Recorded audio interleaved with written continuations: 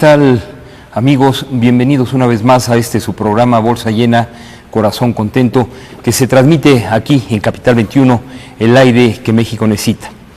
Y en donde en esta ocasión le vamos a hablar, le vamos a platicar, vamos a conversar sobre la crisis económica del país, el paquete que se encuentra todavía en el aire.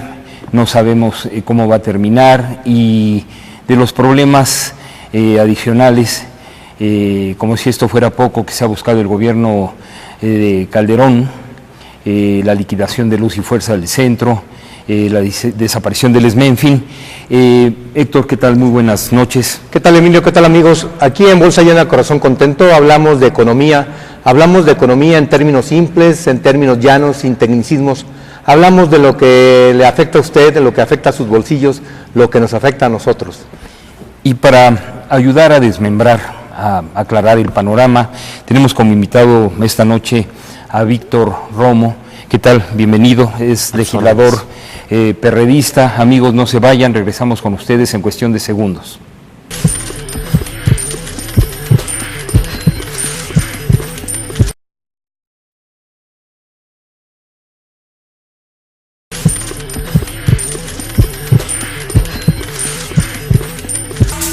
Las declaraciones de César Nava, presidente nacional del PAN, en el sentido de que se recurrió a aumentar el IVA en el país por culpa de la mayoría del PRI en la Cámara de Diputados, enrarecieron el ambiente político en el Congreso de la Unión, al grado de que está en riesgo la ratificación del referido gravamen en el Senado de la República. Consultados sobre la posibilidad de que los senadores modifiquen los decretos aprobados por la Cámara Baja en materia de aumento de impuestos como parte del paquete fiscal 2010, específicamente en el caso del IVA, diputados federales del PRI advirtieron que si los acuerdos se caen, será por culpa de Nava. Y es que prácticamente se acababa de aprobar en San Lázaro la Ley de Ingresos 2010 el pasado 21 de octubre, cuando el dirigente panista responsabilizó al PRI y su mayoría del aumento de 1% a la tasa vigente del IVA. Las fracciones parlamentarias en el Senado aún no se definen claramente sobre la Ley de Ingresos, pero se pretende dictaminar cuanto antes 3 minutas tocantes al régimen fiscal de Pemex, el Código Fiscal de la Federación, así como el impuesto especial sobre producción y servicios, señaló José Isabel Trejo. El presidente de la Comisión de Hacienda del Senado de la República destacó que en esos asuntos no hay diferencias entre los partidos. No obstante, todavía hay un corchete en telecomunicaciones, y de no haber diferencia entre las bancadas en este tema, estaríamos buscando aprobar estas 3 minutas y dejar para después los acuerdos en el resto de las proporciones, como son ISR, IVA y evidentemente la Ley de Ingresos de la Federación. El senador de extracción panista no descartó hacer modificaciones precisas a los impuestos que han ocasionado mucha molestia, como son el del 15 al 16% del IVA o el del 28 al 30% del ISR. Gracias, amigos, por permanecer con nosotros. El problema no es menor, es mayúsculo. Hay de un día a otro cambian las circunstancias. Es impresionante la cantidad de problemas que se han acumulado en estos últimos meses, semanas, días. La crisis económica del país avanza. Somos como economía la más retrasada de las naciones de todo el mundo, prácticamente de todo el mundo. Tenemos el problema de una caída severa de precios del petróleo, remesas, ingresos por turismo, en fin, todo este panorama nos plantea una nueva dinámica de soluciones. Sin embargo, ni el gobierno de Calderón ha hecho una propuesta concreta, sensible. Por el contrario, para mi gusto, para el gusto de esta mesa, los problemas cada vez se agravan más, y ahora mismo hay una discusión muy fuerte, muy severa sobre el presupuesto, la cascada de impuestos que se quieren imponer a los mexicanos, y esto, Víctor, a nuestro juicio, no es una salida viable para el momento tan difícil que se vive.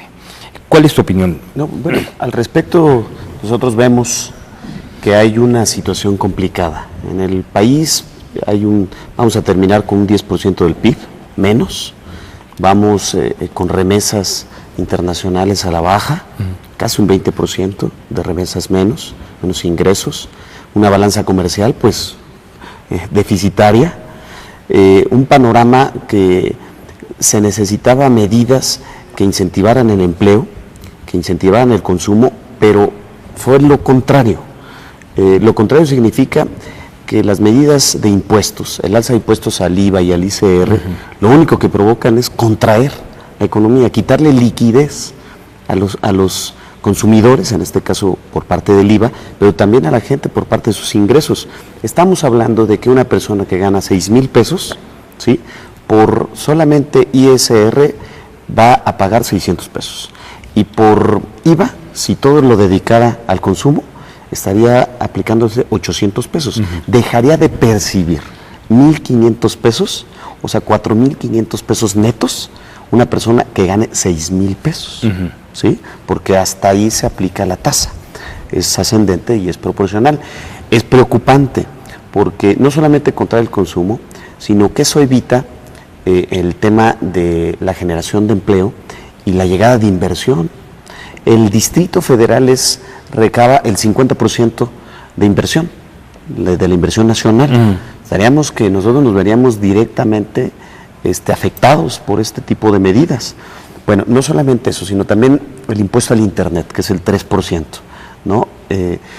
En cualquier país del mundo, este impuesto sería de Ripley, porque lo que incentiva la ciencia y la tecnología, las nuevas formas de comunicación, pues es la base del Internet, ¿no?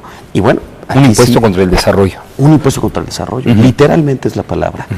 Yo no sé en qué estaban pensando cuando aplicaron este impuesto. Es la forma de comunicación ahorita que tiene la mayoría de gente, la mayoría de las empresas. Obviamente, pues también los estudiantes, estamos hablando de que todo va a ir en carestía. Esto aplicaría en la inflación. Nosotros estamos calculando que con estas medidas estaríamos acercando casi de la barrera del dígito, ¿no?, a los 2 dígitos. Es muy preocupante. Por eso nosotros creemos que en el Distrito Federal tenemos que defender nuestro presupuesto. Aquí en el DF hay una inequidad fiscal y una inequidad presupuestal. Es el único entidad donde diputados de Yucatán, diputados de Baja California aprueban el presupuesto de los capitalinos.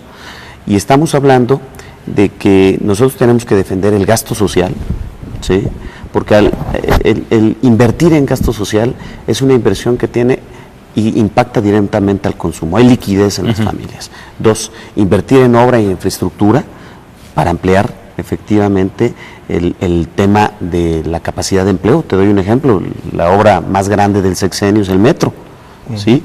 Se van a invertir en el 2010 aproximadamente 9,000 millones de pesos, que implicarían de 5 a 10,000 empleos directos y casi 20,000 indirectos.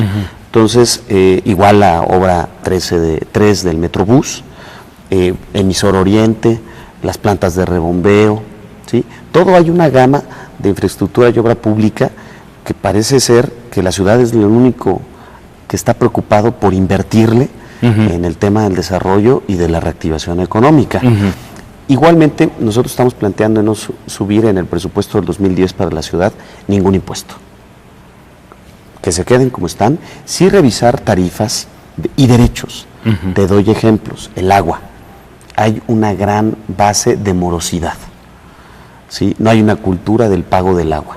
A la gente se le hace muy sencillo no pagarla, porque le llega, ¿no? Y no hay cortes. Te doy otro ejemplo.